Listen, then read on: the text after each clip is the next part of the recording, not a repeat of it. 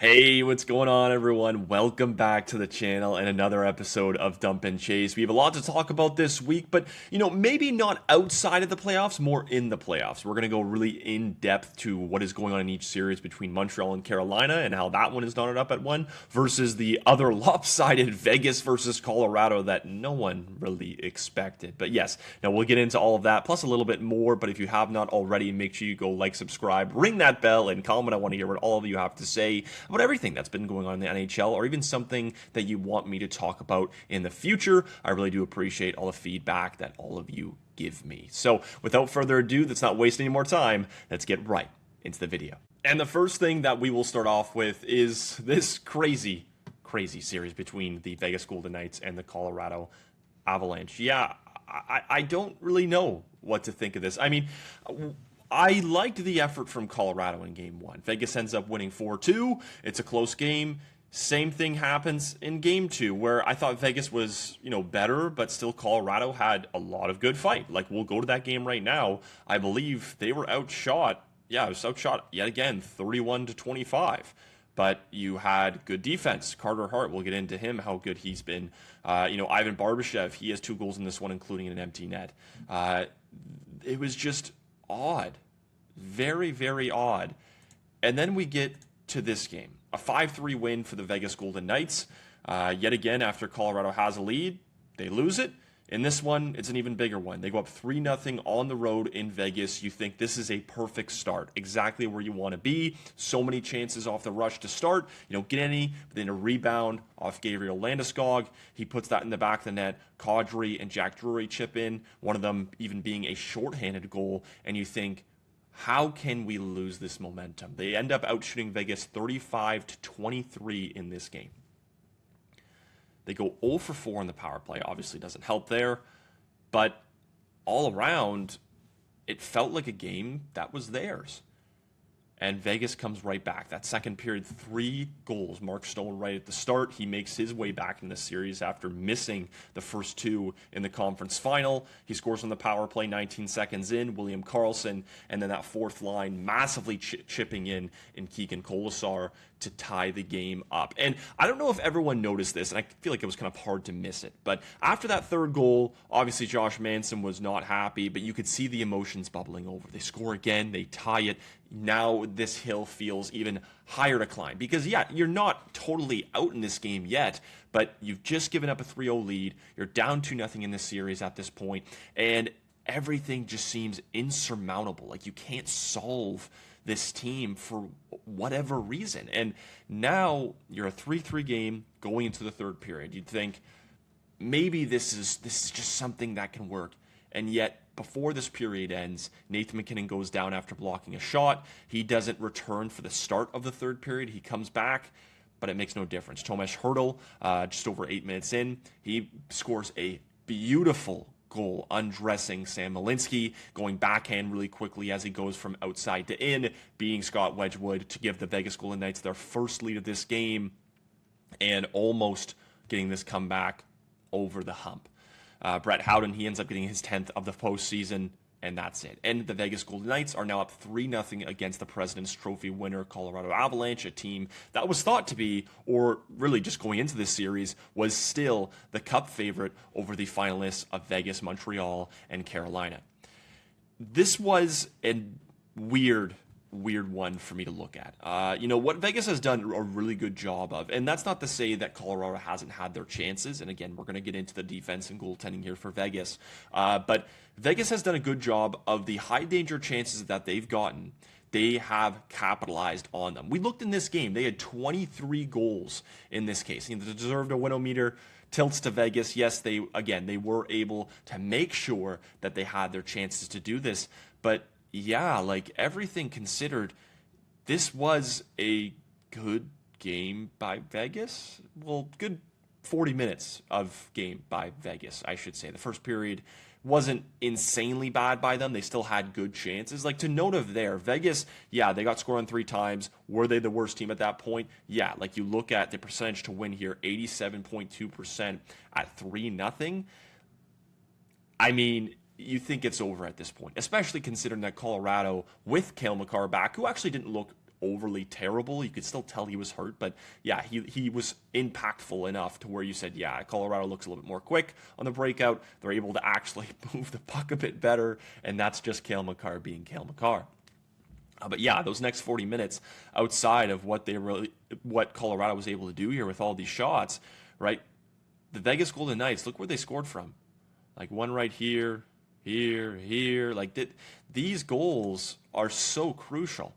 Right in the slot, give it up, crash Scott Wedgwood, and make him try to make saves. He made those saves in the first period, right? Vegas had those chances, but here it was just too many coming at him at once to where it was just too good of a chance to actually just miss it, right? And I know I'm kind of just saying stuff, and maybe you might not be fully on board with how I'm speaking about this, but let me just say it simply.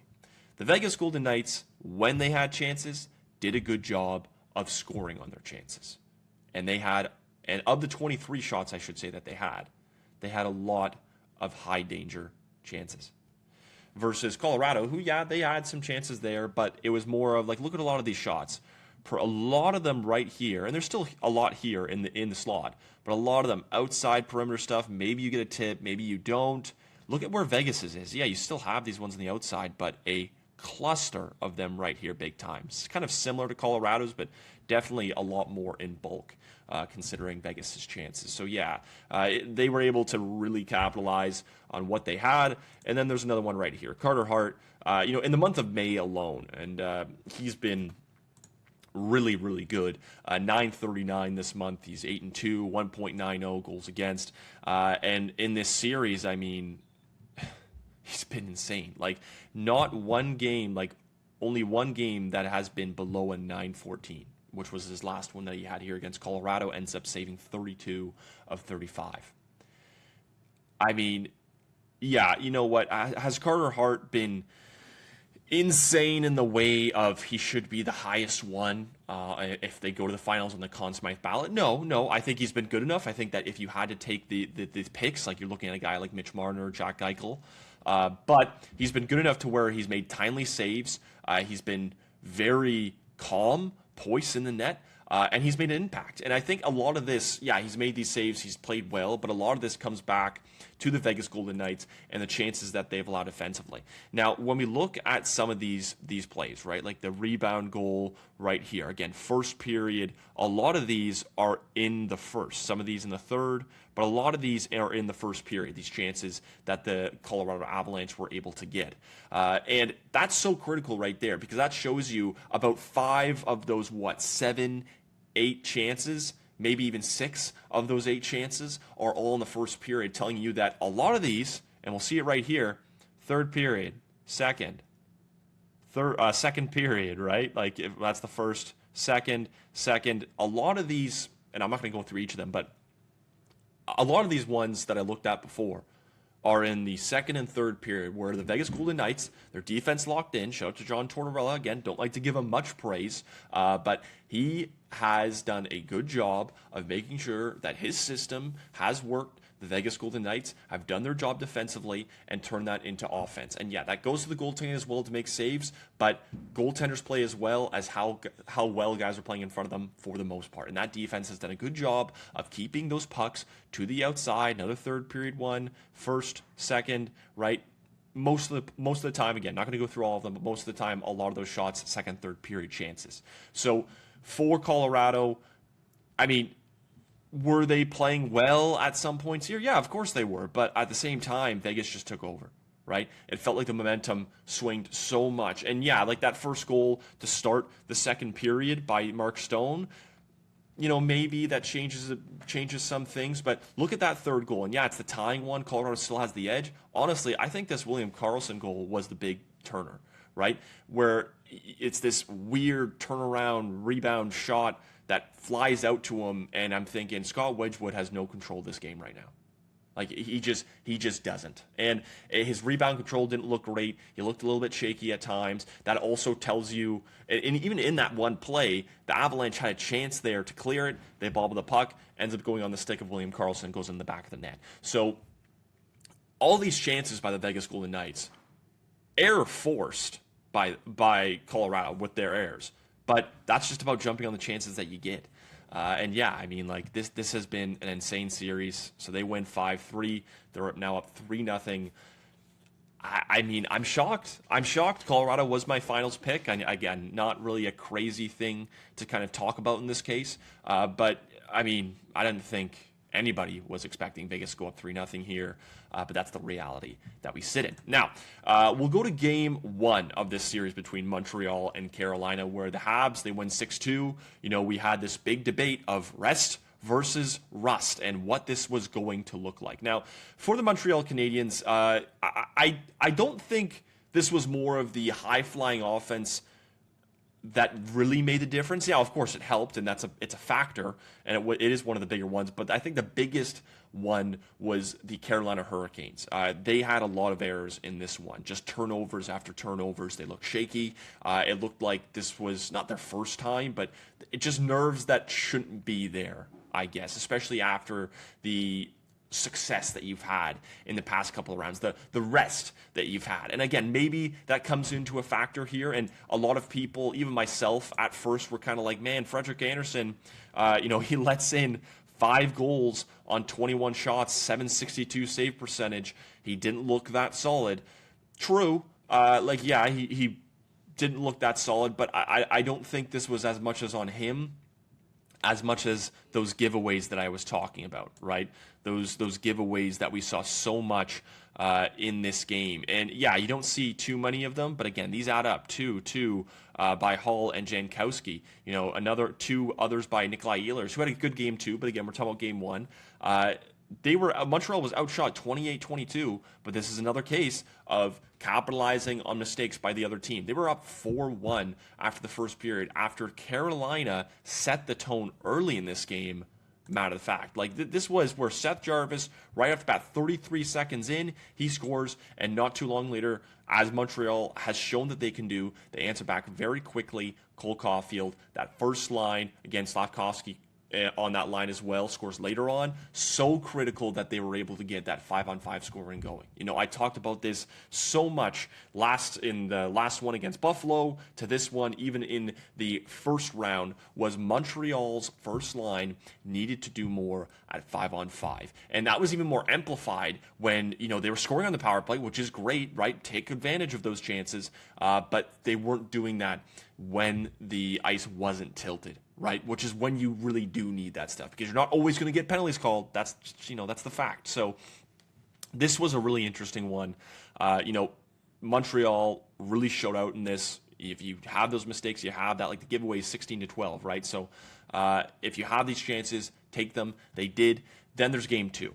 This was a classic trap game by the Carolina Hurricanes. One where you kind of look at this one and you say, okay, they're going to have to bounce back. Not every team bounces back, but they need to in this case to have a chance in this series. I had one guy who was talking to me saying, if whoever wins game 2 of this series, I think wins the series. Said it was a hot take. I think it was a little bit of a hot take, but I will say at the same time, the way that this series can swing, how much Montreal is invested offensively versus how stingy Carolina can be, I don't think that person is wrong either, right? Like this is a close series. So Carolina ends up taking this one 3-2. They outshoot them 26-12. They allow 0 shots in overtime for the Montreal Canadiens. Their highest total in a period was 7. Lowest was 2, which was the first. Again, just not great by the Montreal Canadiens this way offensively and just getting things going. But this is where Montreal traps you. Classic one where they clog the neutral zone. They don't let much happen. And this is exactly what Rod Brind'Amour was hoping to make do in this case. Now, Nikolai Ehlers, really good in this one. He had 2 goals, ends up getting the second goal, which put them up at one point, and then obviously the overtime winner. Perfect shot, perfect play by him. And yeah, I mean, this was a well-deserved, easy win for the Carolina Hurricanes. Now, Montreal stood in there, yet again, shout out to Jakub Dobeš, who was able to, almost pull another out of his hat where the Montreal Canadiens were almost bailed out by their goaltending again. I think, again, I don't want to sit here and say, this is something where Montreal is not struggling, but an idea where it's tough to always credit their success as a team because it feels like they're getting carried by a goaltender. And I think we've had that conversation too many times in the past for the Montreal Canadiens. And again, they're young. They're going to be so good for a long time. But this is a case where Jakub Dobeš has made saves when he's needed to, been solid when he needs to, and just absolutely made a difference. And it's a little bit scary at this point because Montreal has been bailed out by their goaltending. Couple of games, and we've seen these throughout in the Buffalo series, and the Tampa series. And again, this is not to say that Montreal doesn't deserve to win or trying to discredit things. It's just to point out that Montreal, in this case, you can't keep having these games where you are outshot heavily. You have barely 15 shots, barely 12 shots, honestly, in a game. We saw that in the Game 7 against Tampa Bay. We saw that a little bit against Buffalo. You can have stinkers. You can't have them all the time. You got to show up a little bit more. Again, I'm nitpicking at something like this, especially when the series is tied. Game 3 goes tonight at the Bell Center. I'm going to be interested about that. I'll talk about that. But yeah, this was a really, really good game by the Carolina Hurricanes. You could see it defensively, where they forced turnovers, how they forced turnovers, just frustrating the Montreal Canadiens. And I was actually surprised that we didn't see a little bit more pushback or frustration from Montreal. I think that shows a lot of just goodness from that team and what Martin St. Louis has fostered there. But yeah, this should be an interesting one tonight. Speaking of that, Montreal hasn't won or lost back-to-back games in these playoffs. They had the 2 back-to-back wins, technically, right? Carolina, Buffalo. But then, of course, the back-to-back of a 6-2 and a 5-1 against Buffalo, and that was in Game 2 and Game 3.